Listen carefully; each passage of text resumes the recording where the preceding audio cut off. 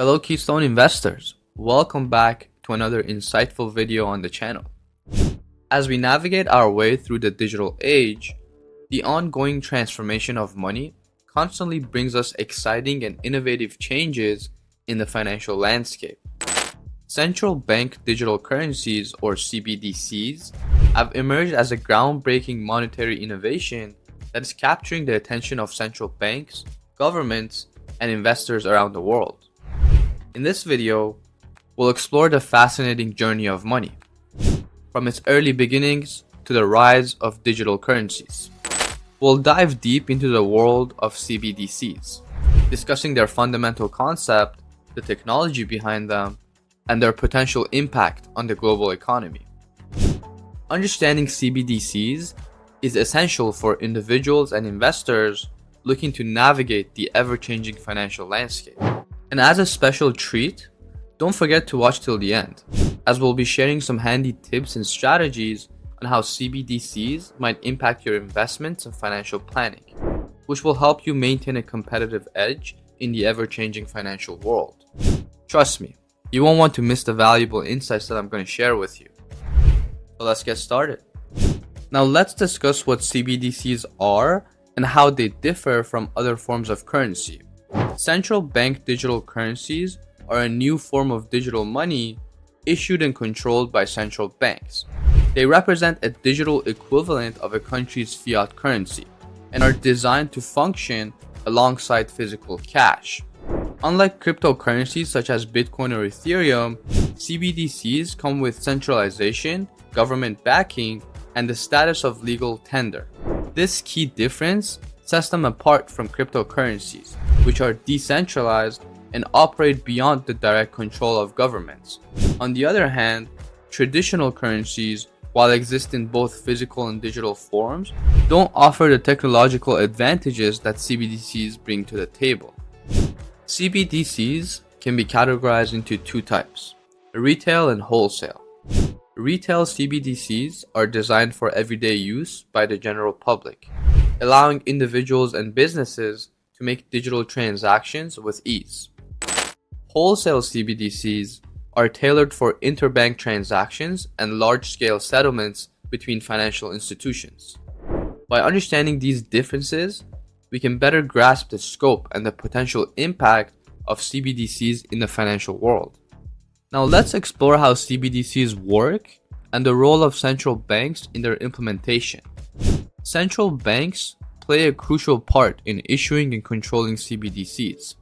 They're responsible for maintaining the value of digital currencies, ensuring stability, and overseeing the technology that supports them. Central banks also set monetary policy and regulate the financial system, making them the ideal institution to govern the use and distribution of CBDCs.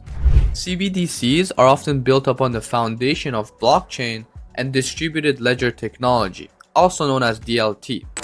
This enables secure, transparent, and efficient digital transactions.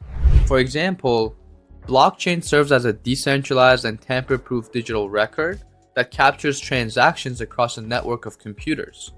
DLT, on the other hand, is a more general term that includes a range of digital ledger systems, such as the blockchain. Central banks can harness the power of these technologies to establish a secure and efficient framework for CBDCs, allowing for smooth digital transactions while still retaining control over the currency's supply and distribution. Now, as the concept of CBDCs gains traction, several countries have already begun testing and implementing their own digital currencies. Some notable examples could include China's digital yuan and Sweden's e-krona. China has been at the forefront of CBDC development. The digital yuan is currently being tested in various cities across China, with plans for a broader rollout in the coming years. It's designed to complement and eventually replace physical cash in circulation, making transactions more efficient and cost-effective. The digital yuan's successful implementation could potentially impact the global financial landscape and challenge the dominance of United States dollar. Now, Sweden, another pioneer in the CBDC space, has been investigating the potential of a digital currency, the e-corona, in response to the diminishing use of cash in the country. The e-corona's initiative seeks to offer a safe, digital counterpart to physical cash, guaranteeing that people can still access money issued by the central bank. Now, these examples highlight the increasing interest and adoption of CBDCs globally as central banks look for creative solutions to modernize their financial systems and keep pace with the digital age. As we dive deeper into the world of CBDCs, it's essential to understand their potential advantages and concerns. On the positive side, CBDCs can offer increased efficiency in payment systems by enabling faster and cheaper transactions. They can also promote financial inclusion, providing access to banking services for the unbanked and underbanked population, which is especially important in developing countries. Additionally, CBDCs can enhance central banks' monetary policy tools, enabling them to better manage inflation and stabilize the economy during the financial crisis. However, introducing CBDCs also brings its own set of worries and obstacles. Privacy is a major concern, as putting digital currencies under central control could increase monitoring and reduce financial privacy for individuals. Additionally, CBDCs might shake up the traditional banking systems, changing how banks work and potentially affecting their earnings and stability. Finally, there are tech challenges, like ensuring the system behind CBDCs are easy to grow and secure, which are essential for their successful launch. Now, in the end, CBDCs present a range of advantages and concerns that must be carefully considered by central banks, governments, and the general public. As CBDCs continue to develop, it's important to weigh these factors and make informed decisions about the role of digital currencies in our financial future. Now that we covered the basics of CBDCs, let's discuss what they could mean for you on a personal level.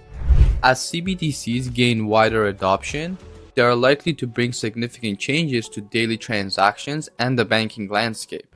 With digital currencies becoming more prevalent, we could see a shift towards a cashless society where physical money is replaced by digital alternatives.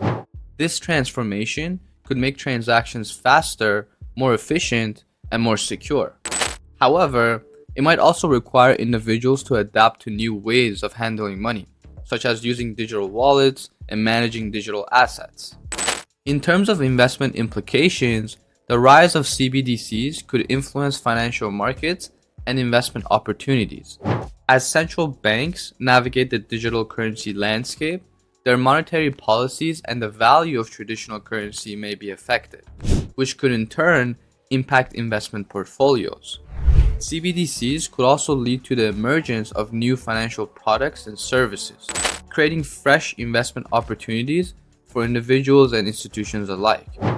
It's essential for investors to stay informed about CBDC developments and consider their potential effects on investment strategies and asset allocation.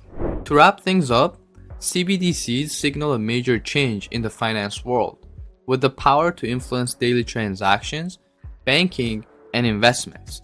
So as individuals and investors, it's essential to stay informed and be ready to adapt to the evolving financial environment that CBDCs might create. The emergence of central bank digital currencies highlight the growing role of digital innovations in the financial sector. As CBDCs gain more attention, they hold the potential to reshape how we transact, invest, and engage with money. Now, as we've explored, CBDCs offer numerous benefits like improved efficiency, greater financial inclusion, and better monetary policy tools. However, they also carry concerns and challenges such as privacy matters, effects on commercial banking, and technological obstacles. Navigating the world of CBDCs involves finding the right balance between harnessing their advantages and tackling the downsides.